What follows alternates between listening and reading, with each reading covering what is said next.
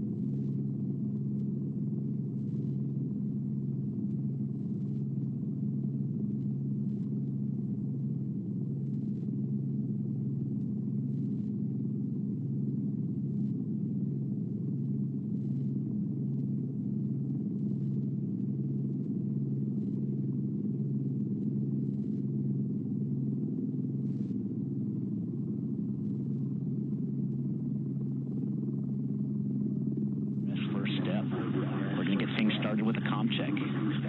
As a reminder, hold down your push-to-talk button, turn your head to the right, and speak into the mic. Astronaut Best, comm check. Blue Control, Astronaut Best, good to go. Excellent. I have you saying. Calleja, comm check.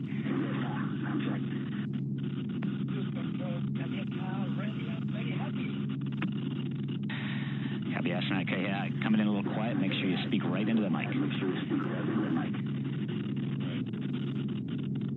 Astronaut Shaw, Blue Control, comm check. Blue Control, Astronaut Shaw, loud and clear. I have you the same. Hatchet, Blue Control, comm check. Blue Control, Hatchet, loud and clear. I have the same. Rogue, Blue Control, comm check. Blue Control, Rogue, check. I have you good. Astronaut Rabs, comm check. Blue Control, Rabs, loud and clear, ready to fly. Awesome. Have you loud and clear.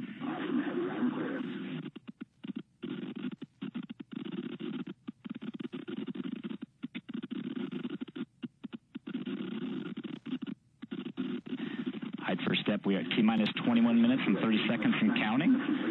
Continuing through our procedures here in Mission Control. I'm going to keep you updated on everything we're doing. For now, just sit back and enjoy the experience.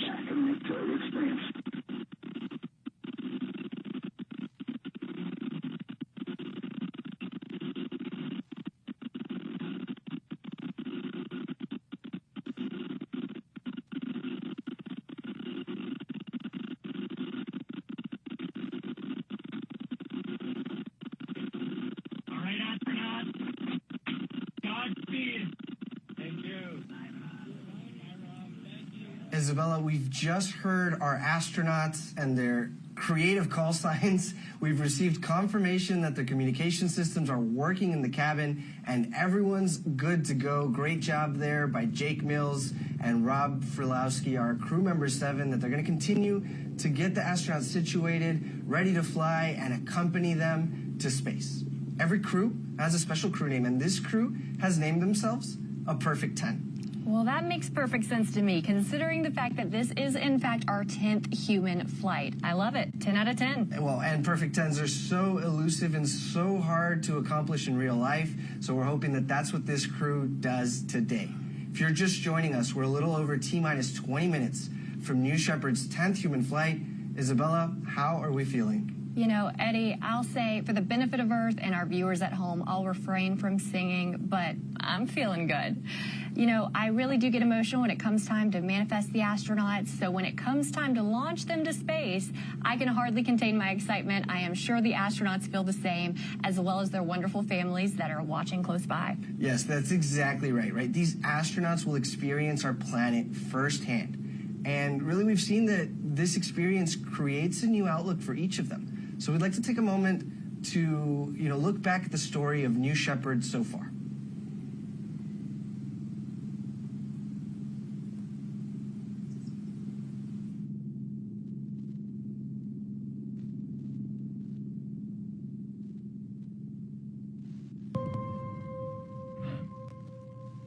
Capsule. Go. Holy monkey. Booster. Is this wild? Go. Each person that goes up there, Oh my golly. This is nuts. Ground. Go. all of a sudden has a totally different perspective. Wow, look at that view. Caps off. Go. Of this little place here. New Shepard is go for launch. This is heaven. It's almost like an out-of-body experience.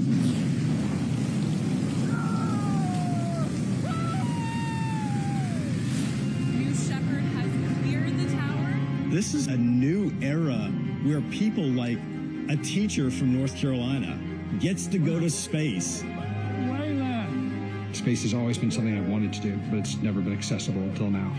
Look at that view. Look at the view. It's just unbelievable. You have to see it with your eyes to really, really take it in.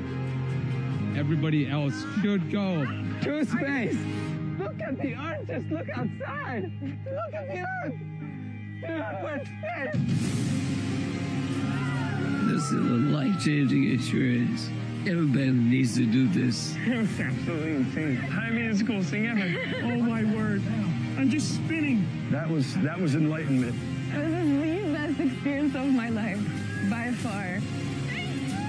Everyone in the world deserves to see this. Everyone needs to see this. Oh my God. It's just a dream come true. I wanted to do this my entire life. I just went to space as the first woman from Mexico. I think we need to give this gift of perspective to everybody. Oh man, this is so cool. I always said I'm going to do it, and I just did it. We went to space! What you have given me is the most profound experience I can imagine. I can't believe this. As soon as you land, you will want more of it.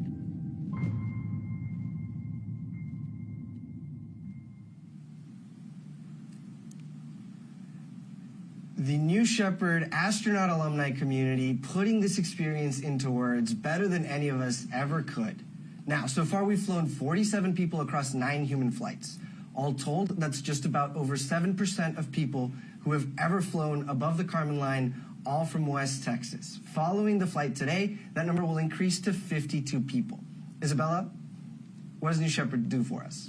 You know, what I love is the fact that it allows everyday people like you and I and like our viewers at home to go to space, to become astronauts. In fact, a few missions ago on NS-27, we introduced our second human-rated vehicle.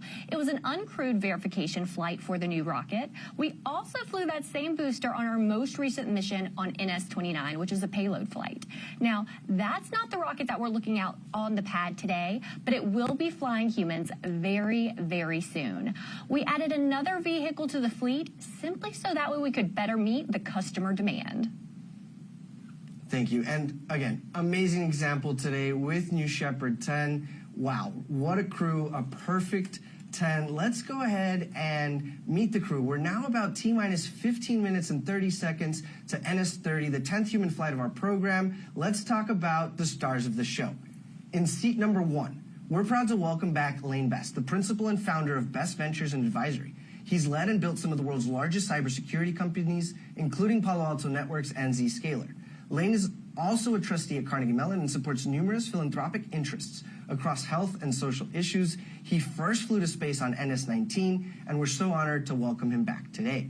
In seat number 2, we're thrilled to welcome Spanish adventurer, pilot, and TV host Jesus Calleja. Bienvenido, Jesus.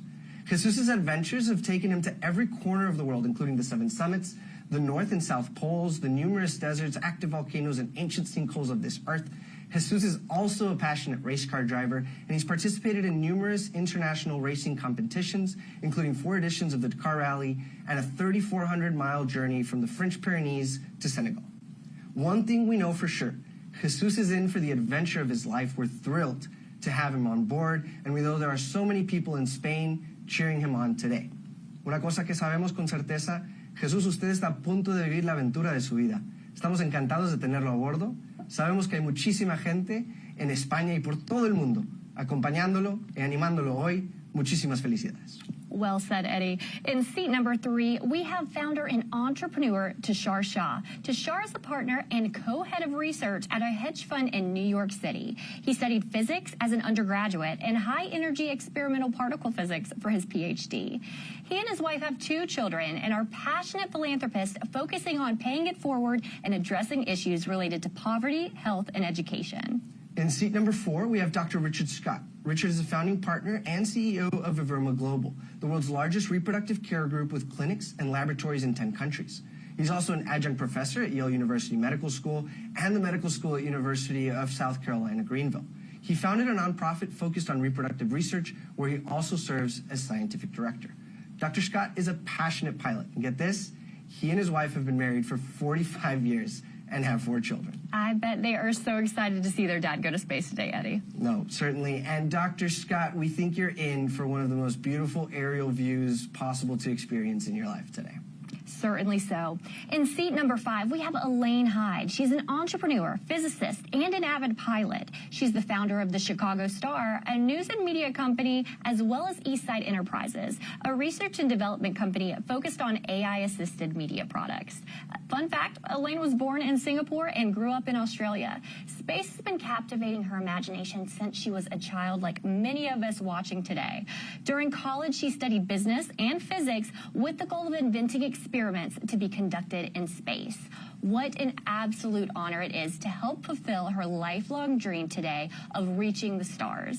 You know, fun fact again, Elaine and her husband, who happens to also be a physicist, have not 4, but actually 5 children. And once again, I bet they're excited to see their mom go to the stars today.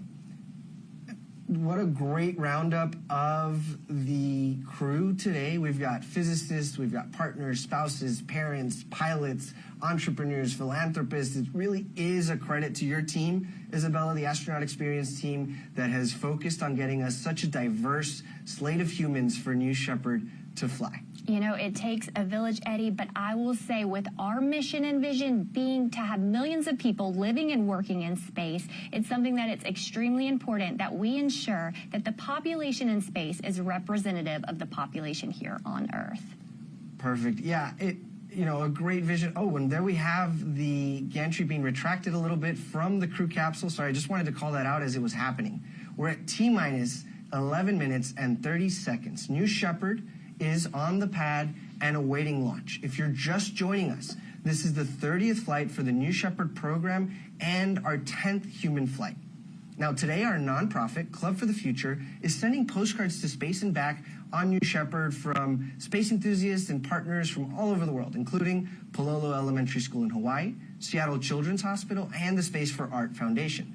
We're thrilled to support Club for the Future and inspire and mobilize the next generation to pursue careers in space, technology, engineering, arts, and math.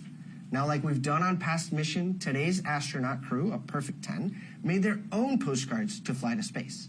Every time we fly astronauts, each one creates a postcard, right? Something that they can build that's small, that they take with them to space and safely back. And here they are. There's Jesus Calleja there with, you know, a motif and a theme for his flight today. Isabella, have you made a postcard to space before?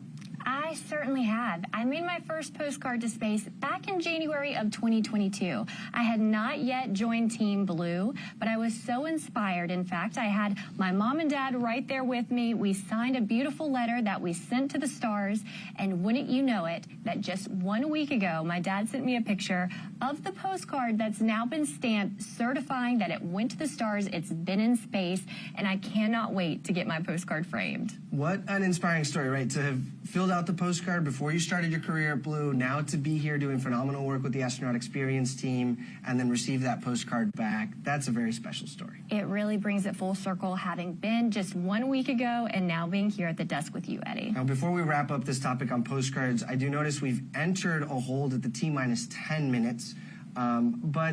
You know, anyone can do this. You know, there's a digital postcard drawing tool that's open to you. If you're a student, if you're a lifelong student, you know, always want to be a lifelong learner. There's curriculum that, you know, teaches students and anybody who's doing it about space, about the value of space, walks you through the instructions. And you can also do this digitally at draw.clubforfuture.org.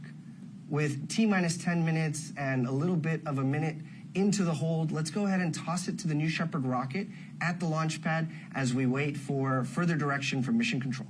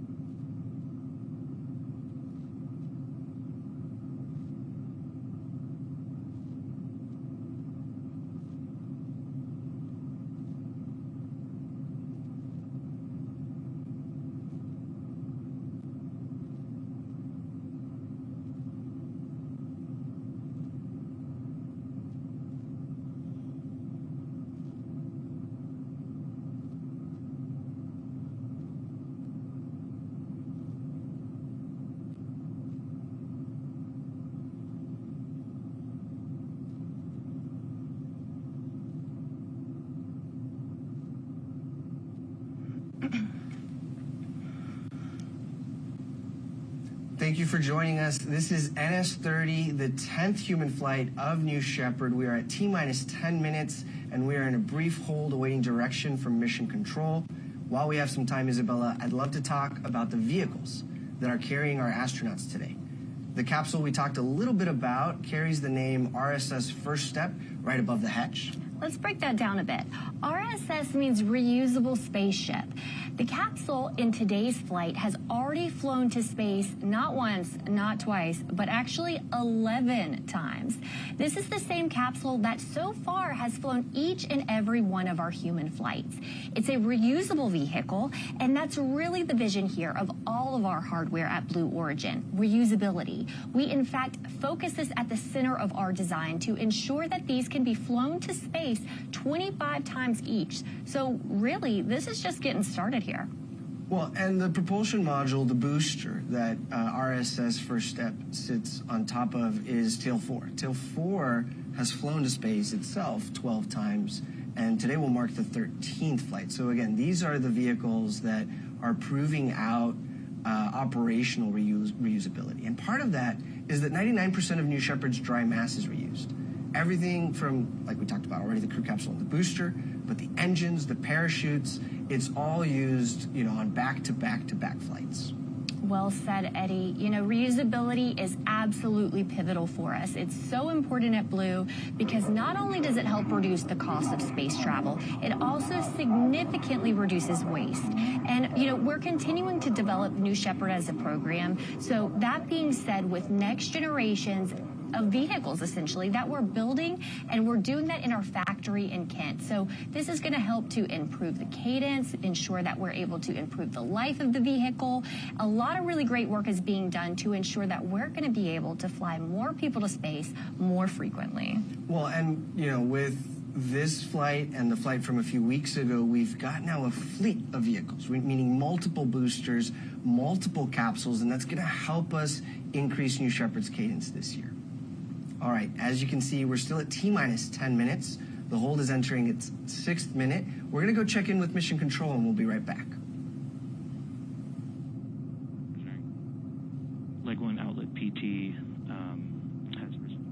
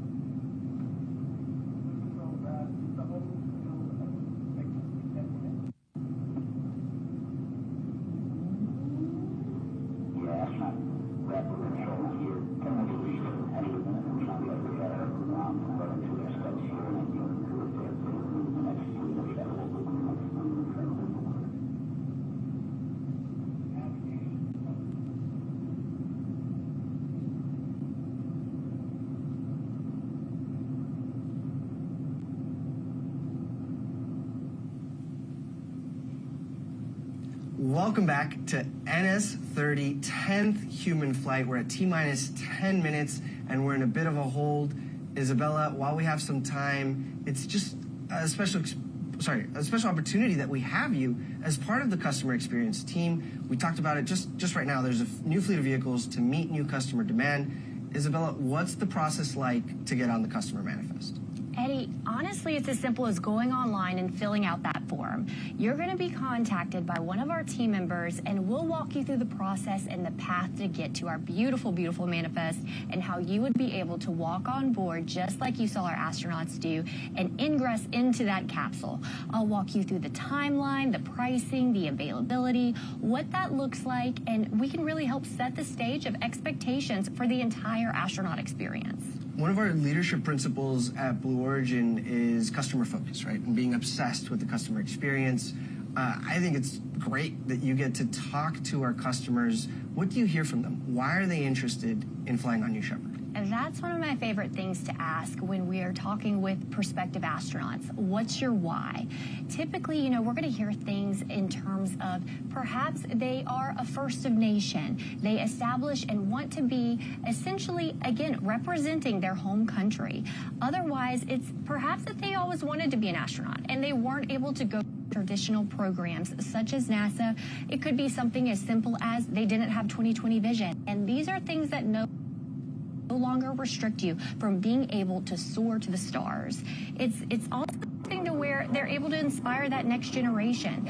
Every single astronaut, I truly think of them as a pioneer. They're opening that gate a little bit more each time, so that way more can follow and follow in their footsteps. So that way we're able to have, with time, millions of people living and working in space. And Isabel, is it safe to say that QR code there is an invitation to go online, fill out the form, and tell us your why? Please, please do. Come online, check out that QR code, fill out your form and why you're interested in going to space, and we would love to talk to you about that. We want to see millions of people living and working in space, like we say, you know, so this really means that we have to talk to everyone. And when we look at that, it's going to be essentially the goal for our focus. It's something really important to us to ensure that we have representation, as we've said, to ensure that the population in space looks like that of our population on Earth. Okay, last question. Tell me about the astronaut experience. What happens right before your L0 launch day? Basically, the days leading up to launch. Right. So, you know, what our astronauts could expect is to come to West Texas, out to Van Horn, 3 days before they launch. The first day, they'll get acquainted with their crew if they haven't already met them. They'll get to come to the astronaut village, of which you're staying in renovated Airstreams, tipping your hat to the Apollo era. It's something to where you'll go ahead and you'll get fitted up with your flight suit. You will be able to get custom hearing protection. As you can see in these wonderful video shots here, you're going to be able to then have 2 full days of astronaut training, and this is a bonding experience like never before. You'll get to spend time with that crew member 7 in addition to your other 5 crew members that you would be flying to space. You can see as you board, you ring the bell, and you know, the training experience is one that sets the stage. So when you do board that capsule, again, lots of muscle memory coming into play so you can focus on the experience itself. Our hospitality team is top notch to ensure that you and your loved ones are taken care of. So you get to bring a +1. The day of launch, you're able to bring additional guests with you to commemorate the special experience of going to space.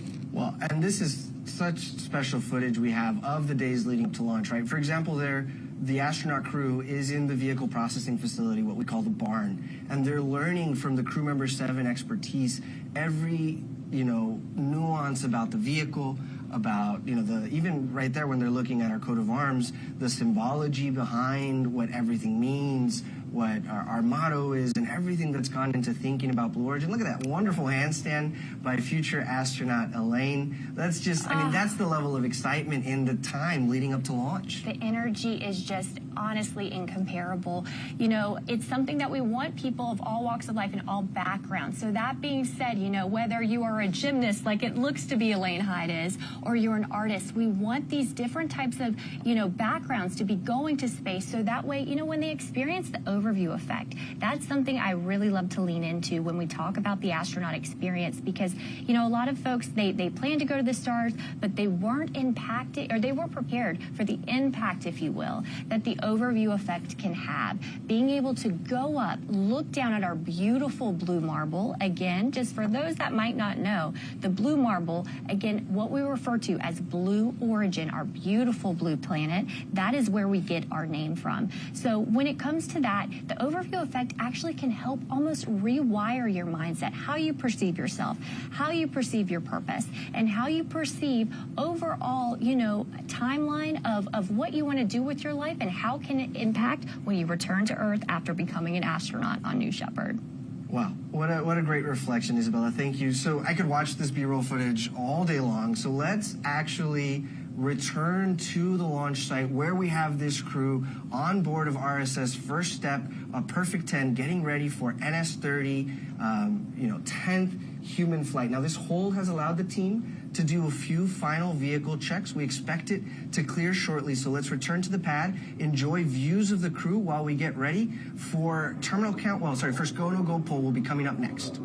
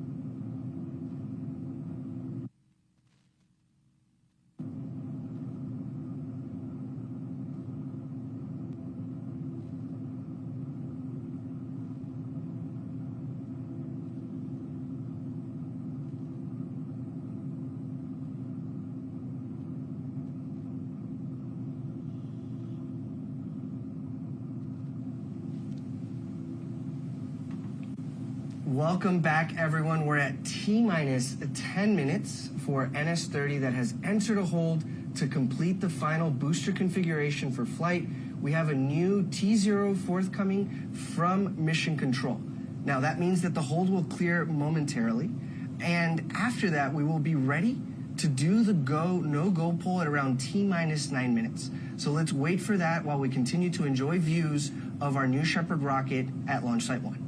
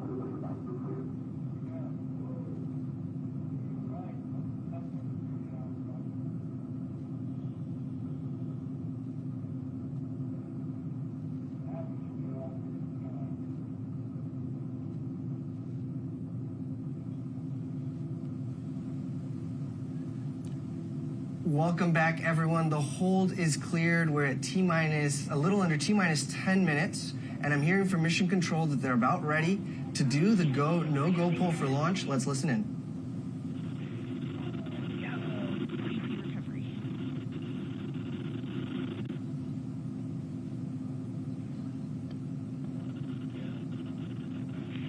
Engineering. Go. Green board. Ground, release the weather balloon. Controllers, add UHF voice.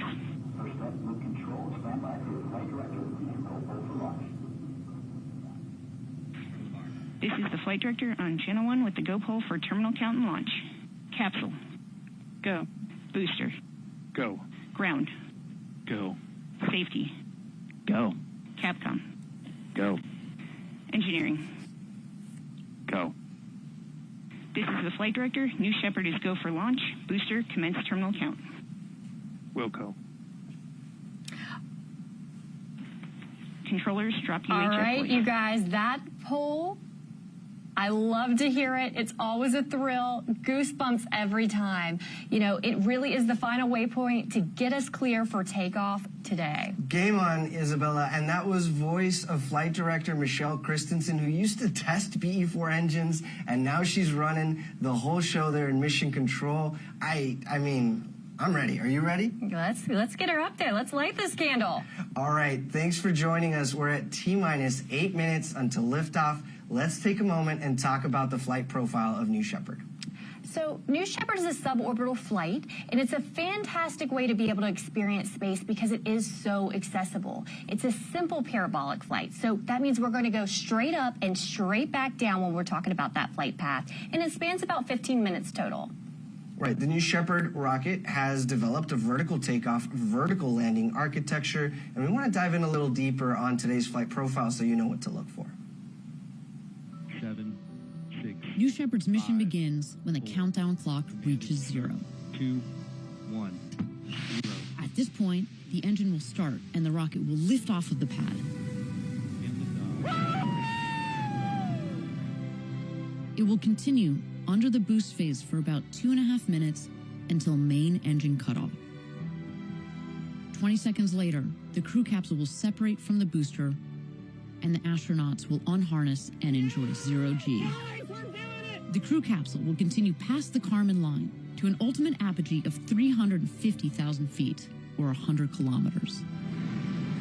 The booster will autonomously land on the landing pad, ready to be prepped for its next flight. Around 3.5 minutes after separation, the crew capsule will begin to re-enter Earth's atmosphere. Parachutes will deploy around an altitude of 7,000 feet, or 2,100 meters, providing a nice, slow descent back to Earth.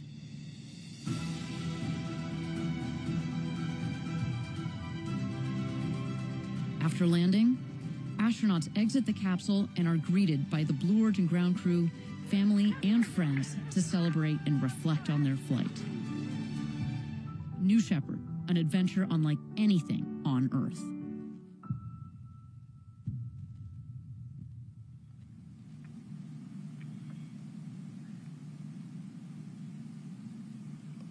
Okay, we're at T-minus 6 minutes. Let's take a moment and toss it over to New Shepard as we get down to the final minutes for our liftoff time. And there we have it, tuning into the action at the pad.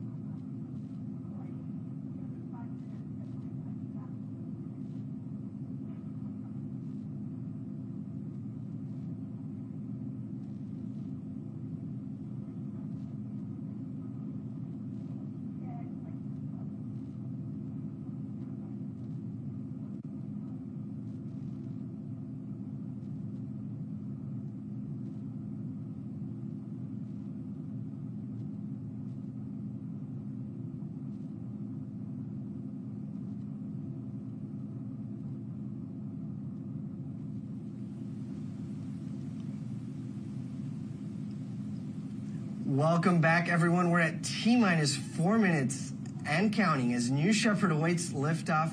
We'll go through a series of final vehicle checks, right? An auto sequencer, a computer really takes over and completes what are called bit checks, built-in tests. And we'll see them on our screen. As we see them, we'll call them out for situational awareness. But these last few minutes prior to T0 are jam-packed, full of excitement and final checks as we get ready for NS-30, 10th human flight.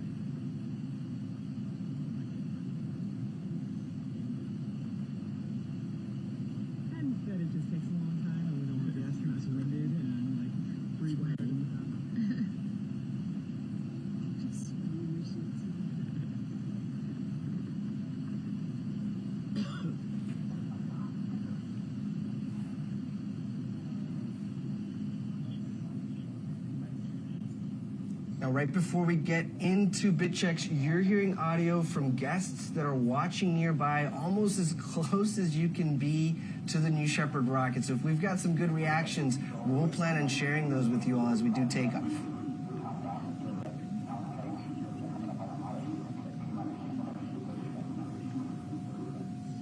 Oh, what a wonderful drone shot there approaching the launch pad. Isabella, you and I have been out there in West Texas for earlier launches. This is prime time right now. Adrenaline is high, and it's just exciting to be out there in West Texas. Looks like a beautiful day. It certainly is. My heart's going out right now to the families that are getting ready to watch their loved ones soar to the stars. You know, when I'm out there in Texas otherwise, I typically am going to be holding the hands and holding on to those loved ones as, again, they are getting ready to see their loved ones have the journey that they will never forget. 2 minutes and counting. A great view here of all sides, really, of our launch pad, New Shepard, Tail 4, RSS, first step. It's all coming together beautifully here.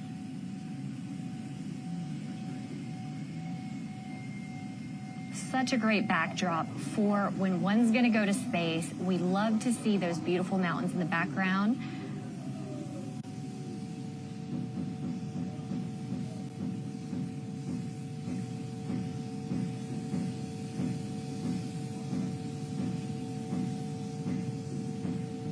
Less than 90 seconds to go. We're hearing hydraulic checks, pressurization system tests. Let's see what else we see. Those are the aft fins at the base of the vehicle that are moving through their full range of motion, again, completing their bit checks. These fins steer the vehicle on ascent and descent.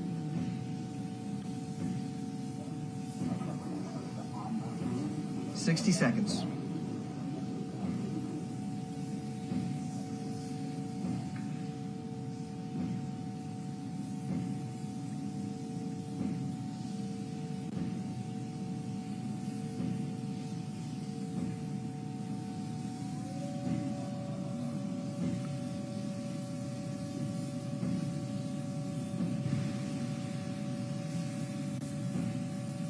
Just under 30 seconds. It's time to hand it off to Mission Control and launch this rocket.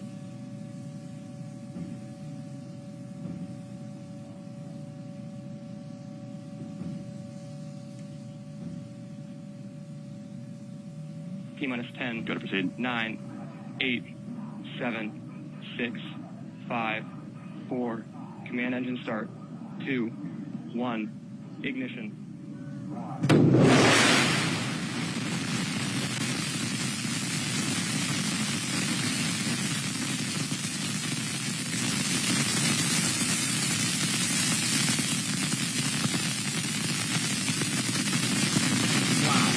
What a great takeoff shot. New Shepard has cleared the tower. Note on the bottom left that we have our speed and altitude graphics that will increase. They'll get faster and faster as the atmosphere gets thinner. And we've got BE-3 right now pushing the New Shepard rocket at 100% power level.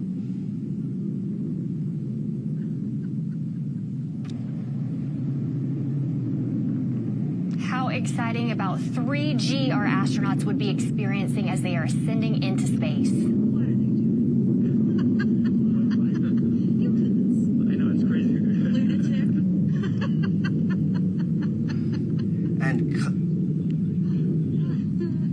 And again, the team here has been able to bring us us that audio from the families that are watching as close as you can get to this launch and cheering on this flight crew, a perfect 10. Godspeed, New Shepard. Godspeed, a perfect 10. Certainly look at that BE-3 plume. It's the colorless plume of a liquid oxygen, liquid hydrogen engine, throttling back right now for max Q. Actually, we've passed max Q, so BE-3 is back to 100% power level. So from here on out, Isabella, we're going to be faster and faster as the atmosphere gets thinner and thinner. Look at her soar. We've got a beautiful contrail there that the cameras are picking up, right? So that's just the moisture condensing as New Shepard pierces through the atmosphere. Mach 2, twice the speed of sound. Oh my God. We had a call there for Mach 2 from one of the observers. They must be tuned into the telemetry as well. That's twice the speed of sound, and this crew is supersonic. Joyous with laughter. Right here in about 15 seconds, we anticipate the next milestone to be main engine cutoff. Nico, let's look for that.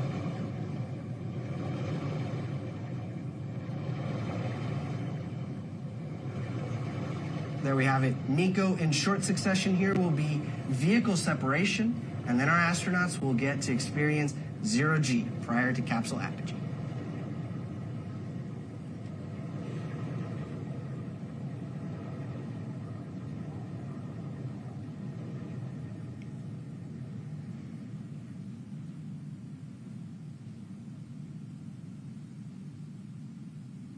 Great view there from the propulsion module, looking down to West Texas, my favorite part of this world.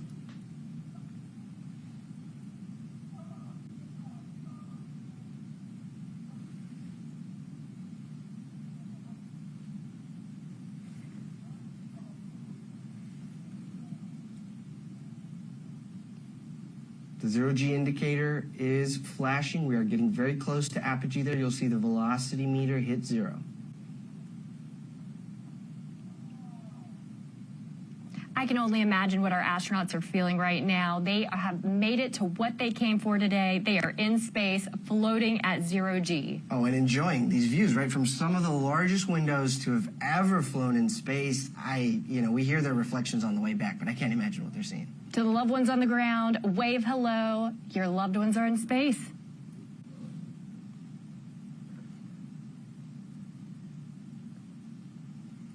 And this tracking shot there, you can see both vehicles there in the middle of your screen as they reach apogee.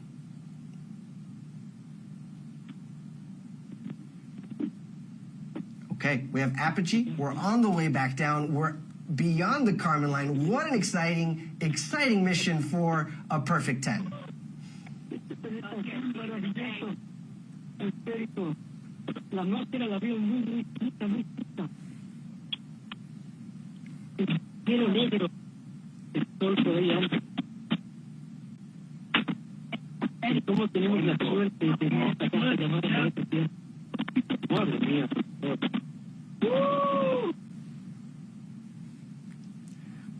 Wow. Yeah, we've got great astronaut audio coming in. I heard 1 minute warning of excitement.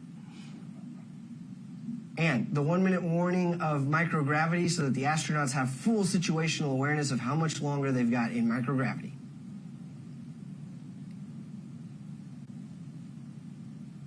Well, you can notice the telemetry on the bottom of your screen is tracking the telemetry of the booster. So it is coming in faster and faster, and the altitude is decreasing over time. Go ahead. What a great shot, though, being able to see both the booster and the capsule as they make their separate returns back to planet Earth. Yeah, no, a clear day for weather. Everything's been picture perfect so far. And now we anticipate the booster will land about 2 miles north of the launch pad on our landing pad, right? And as we start to reach that atmospheric pierce point, those aerodynamic control surfaces on the booster begin to do more and more work. And so we expect that booster first and then our crew capsule.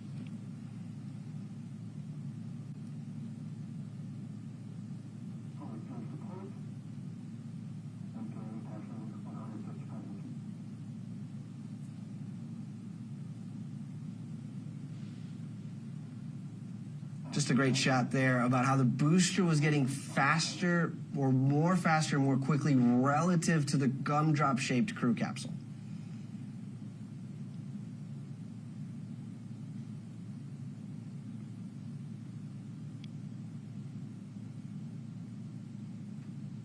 Yeah, look, it just looks like the booster is floating, right? It's perfectly positioned. We do have those forward fins, it looks like, have been deployed, and those aft fins, you can even see them moving as they're steering the booster over the landing pad.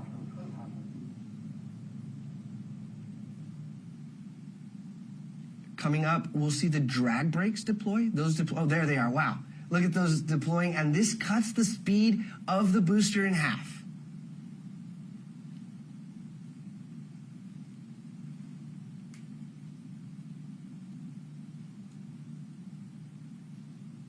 Such a clean and smooth descent on that booster. Mighty impressive, Team Blue. B3 engine relight. Here we go. Last 1,000 feet over the landing pad.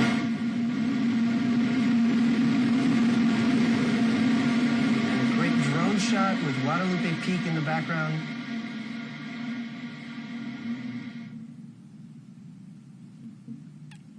Looks like touchdown, tail 4. Wow. Welcome back to Earth, New Shepard booster. Incredible shot. Phenomenal job, Team Blue. But everyone watching at home, stay tuned, hang in there. This show is not over by a long shot. Soon here, we're going to be seeing our capsule and know that our astronauts are returning home safely to Earth. Much to stay tuned for. Right, and so these folks now are seated, they're buckled, they're experiencing 5Gs, and then we've got the shot of the crew capsule coming in. How phenomenal. Again, Eddie, as you mentioned, that is gumdrop shaped, so that way it can help on its return to Earth, ensuring that it slows its descent.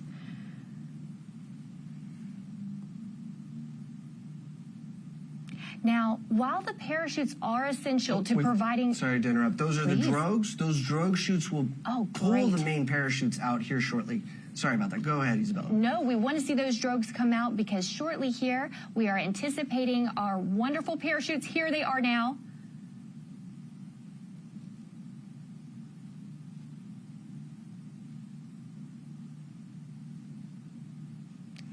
And as they expand, we have not one, not two, but 3 beautiful, fully broadened, wonderful parachutes. Look at those go. Now, those parachutes are what's going to help make a gentle and soft touchdown, as well as a couple other safety systems we have in place. We do have a retro thrust system that's at the base of the capsule that, again, as we near the desert, as we near the ground, again, is going to soften that landing. Right, so we call that the terminal deceleration system, the TDS system, and it essentially pushes pressurized gas towards the desert. It's like a hockey puck, if you've ever played air hockey at an arcade. It sort of just floats over the desert as it's kicking up that West Texas dust. That's right. So if you're watching for the first time, I always like to note that dust we want to see. It is a dusty desert that we have, so that retro thrust system is, again, what's going to push up that dust. All right, less than 1,000 feet to go here before the retro thrust system fires. If we've got a good drone shot, look for those happy astronauts with thumbs up signs and clapping. See how close we can get.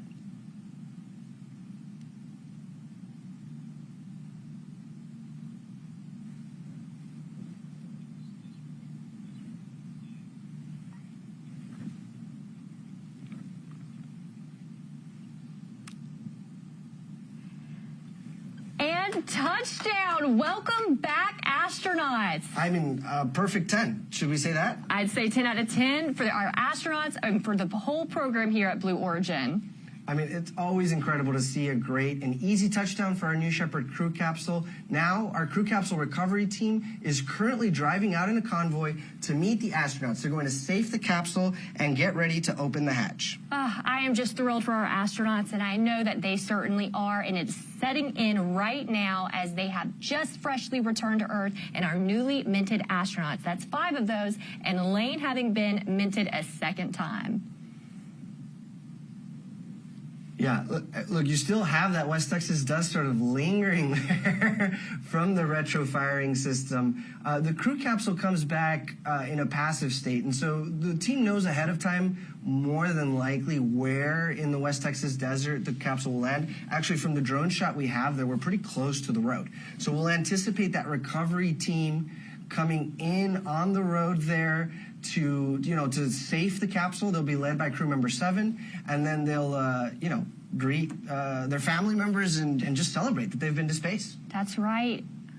And as you can see, we're going to let our astronauts have their moment, take up that space inside of the capsule and commemorate their return to Earth with those that have only been on the journey with them and their other 5 astronauts that are on board with them. So, Isabella, while we wait, we do have a special guest today, one of our former New Shepard astronauts, someone who has experienced this same flight profile firsthand that was in this crew capsule, Mario Ferreira. Mario, bom dia, como vai, tudo bem? How are you doing today?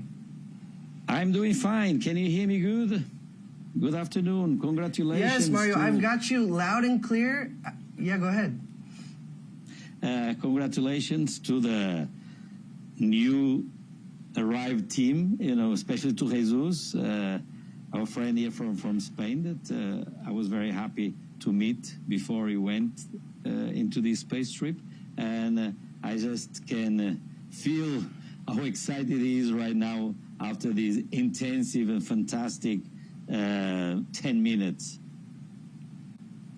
No, Mario, thank you for joining us to share your experience. How is it, to be in the crew capsule, having just gone to space, but before crew member 7 comes, before the family and friends? What is that moment like when it's just you and your crew touch down on terra firma? Well, for sure, they're living a huge moment of adrenaline release. At the same time, they are feeling great by touching ground. They're looking over the windows to see who's approaching, but they all, for sure, if you're getting the sound of the capsule, they're all excited, and a lot of us were screaming with all that adrenaline pumping up through our bodies, and with the happiness and joy of having such a thrilled experience and coming through, especially on this re-entry and coming down the capsule. It's a memorable experience for me. In terms of physical experience, the return was actually more intense than the takeoff, and of course the most memorable of all good feelings was being in space in zero gravity, looking out of the window. That is something that they will never forget, as I will never forget them. No, Mario, you said it exactly right? You experience almost 3 Gs on the way up, 5 Gs on the way down, and 0 Gs when you're up there, so you really cover the full range there. Mario, let me ask, we know Jesus is very famous in his home country of Spain, and that he interviewed you for a documentary that recently aired on Amazon Prime Spain. I think it's called Calleja en el Espacio. Tell us about what that conversation was like and what you both talked about. Well, he came over to Portugal, to my office, and we were in Porto, Portugal, and talked because we have some other things in common, not only being to space as he was now. He knew I went on the 22 mission. So also, as a coincidence, I did the Rally Dakar, the most intense rally race that there is in the world. I did it still in Africa, was the last one in Africa. He did also the new wave of the rallies in the South Americas. He likes to explore the, Arctic, Antarctic, like I did also several times. So we had a lot in common, and he came by since we weren't too far apart, and he wanted to listen firsthand so I could explain how was the experience. So I think he felt that he would be better prepared by having this discussion and letting him know the procedures, how did I feel. So it was a conversation in advance. I hope that some of the things I explained to him of my experience did help for him to have better knowledge in advance and to have a great experience, as I bet he did. Perfect. No, Mario, I think it's great to hear that as the astronaut community is growing, that you all are finding to be mentors and mentees and developing these relationships with each other. That sounds pretty special. When you flew on NS-22, I was at the desk with Victor Correa España from Brazil. He had a message for you. Is there anything now that you would like to tell Jesus before we wrap up? Well, muchas felicidades, Jesus. Que te vaya bien. I hope you enjoyed it as much as I did, and great to have you back, and looking forward to hear all the stories that you have, and look forward to see if you have some of those beautiful pictures inside the cabin. Así es. Enhorabuena, Jesus. Mario, obrigado. Thank you very much for being here with us today. We really enjoyed hearing your perspective, and thank you for the message for Jesus. Thank you very much. Congratulations to them all.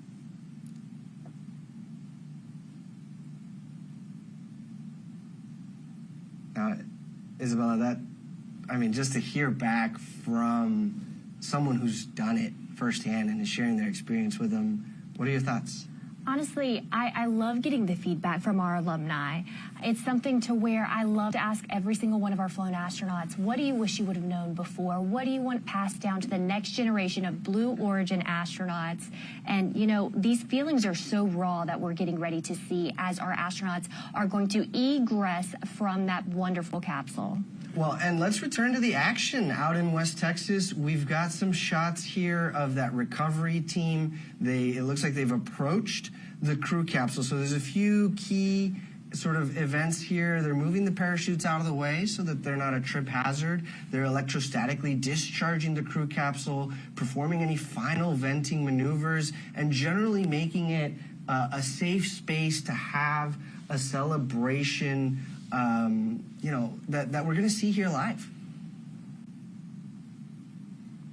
We've got that CM-17 preparing. They might have to hack down a cactus or two to get those staircase nice and stable to celebrate as each and every one of these astronauts steps out and makes their first step returning to Earth since becoming astronauts. No, and I love playing the I Spy game. So there's a parachute in the top left corner in a mesquite bush, it looks like, and you've got Rob Frolowski to the right. He's holding the key effectively for the crew capsule hatch, right? So he can unlock the crew capsule, break that seal, and welcome the astronauts home. But he's only going to do that once the environment around the crew capsule has been verified safe. So anecdotally, just a fun fact, I loved hearing from Sarah Knights, one of our CM7s, that on our last mission, typically you'd think that we'd have astronauts ready to run out of the capsule, but in fact, as she went around, made sure every single one of them were ready, they took their time. They wanted to stay in, and, we want to give them that time. So we have our team prepared to capture these emotions as they re-embrace and rejoin their family back on Earth. Right, and that is our director of the Crew Member 7 office, Sarah Knights, on the left there wearing the feather. So between Sarah and Rob and the camera crew that we have out there, we're going to look for some live reactions. There's Rob again. He's about to open the hatch. Welcome back to Earth, astronauts. A perfect 10 if I've ever seen one.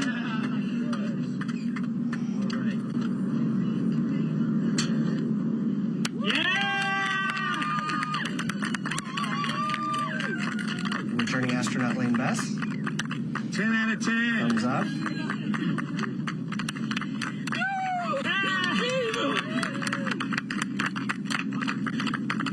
And Jesus Calleja, bienvenido de regreso, Jesús. Look at that smile.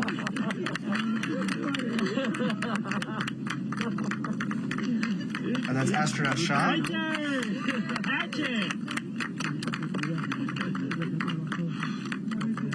Dr. Scott. Taking in that moment, much to celebrate. Look at Elaine. Oh, what a wave. What a wave, and what a smile.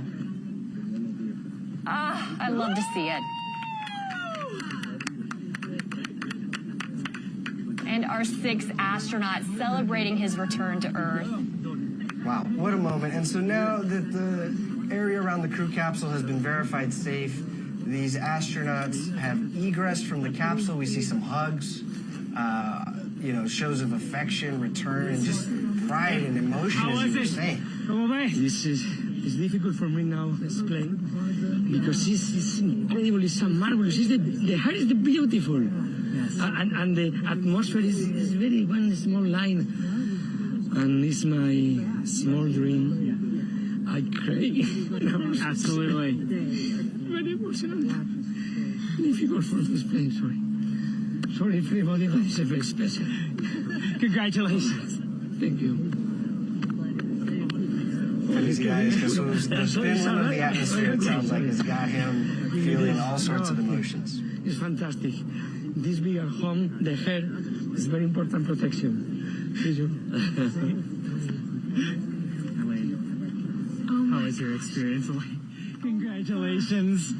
I can't believe just what You're an happened. astronaut. This is your whole life. You did it. I think I left half myself up there. I feel like I'm still there. It's a wonder. It's a wonder. I can't wait till you go. I'm so happy for you. I mean, I thought I knew what home was. But when I was floating up there, and you see it right there, it's like you're home, and then you get this new definition of what that means. It's incredible. And like, honestly, in there, I felt like I was in a cradle that you just made for me, and I was so safe. I was set on the River Nile with you watching over me, and I was going to get to somewhere really good. And I'm here now. And you're there, yeah. Back on Earth, which is the greatest part. And I remember just like being up there, and there was this pull. There was this just, I know we were weightless, but it was just like calling me. Earth was calling. Congratulations, Elaine. Astronaut Rogue. Thank you so much. Congratulations. Oh, one thing. Astronaut Rogue looks like the call sign with the new definition for home. Hails from Australia, Singapore, and planet Earth. The one I took up. Yes. All right, Team Blue. 750 of you went with me to space. Thank you so much. All right, that's for you. Thank you so much. Picture of Team Congratulations. Blue that accompanied astronaut Rogue. That's beautiful. It's perfect, too. That NS-30, one of our newest repeat crew members. Our great trainer. Excellent job, Rob. It was flawless, and the training helped us, really. Actually, I got a few things here, too. I'm going to give Cameron, who went up with me on our Mission 19, NS-19, I'm going to give him his and his husband's wedding ring. Did. Excellent. Anyway. Oh my goodness. Congratulations. Thank you. You did it again. Yeah. I got to tell you. I'll tell you, second time was better than the first. So everybody else who goes up, you got to go twice. Perfect 10. Meaning it wasn't, okay, I gotta go. It wasn't better because I didn't have him, but I'm just saying it just feels good every time. Yeah. Excellent. Well, congratulations. Thank you, Rob. So much for joining us again. Thank you. Blue Origin. Heard it here first. The second time is better than the first, and I mean, just what a special moment there between Cameron, who flew on NS-19, with Lane, and just returning and the memento, the wedding rings. How special! Everything I dreamed and more. The forces were wonderful, and all the experiences and the blackness of space. It was everything you could dream of. Thank you so much. You made it. Congratulations. You're officially an astronaut. Absolutely. All right. Well, thank you. Congratulations, You did. Doctor. Thank you. Thank you, Blue Origin. Thank you.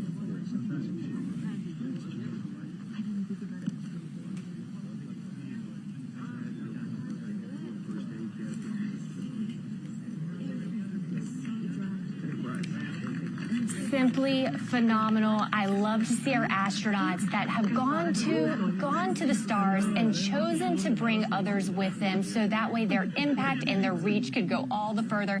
It has been an incredible day for all of us here at Blue Origin, and especially for our 6 astronauts on board.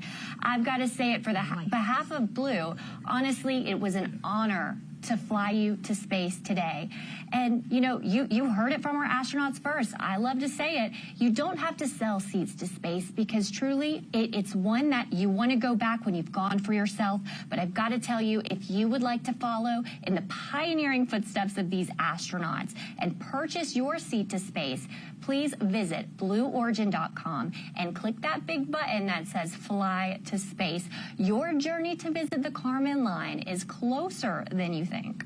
And Isabella, if you'd like to purchase a mission patch to commemorate today's launch, head to the Blue Origin shop for patches and much, much more swag. Here's that patch again from today's flight, which is what our astronauts wore on their flight suits. Just a couple of highlights, right? The Southern Cross that represents Elaine Hyde's Australian and Singaporean heritage. The mountains representing Spanish mountaineer and adventurer Jesus Calleja, who has climbed the World 7 summit. The winding road sort of representing the road to space that each of our crew has taken to get here, and a dove with an olive branch representing Jesus Calleja's and Lane Best's hope for peace for all.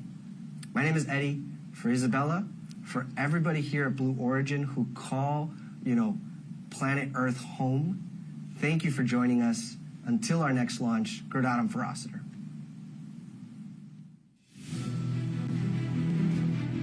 Have you ever dreamed of going to space and gazing back on Earth through some of the largest windows that have ever flown in space?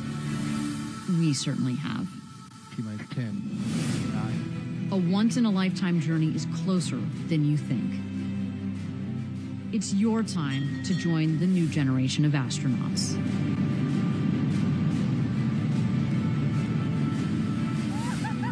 To book your flight, visit BlueOrigin.com and click Fly to Space. Tell us as much as you can about yourself. We welcome you to the final frontier.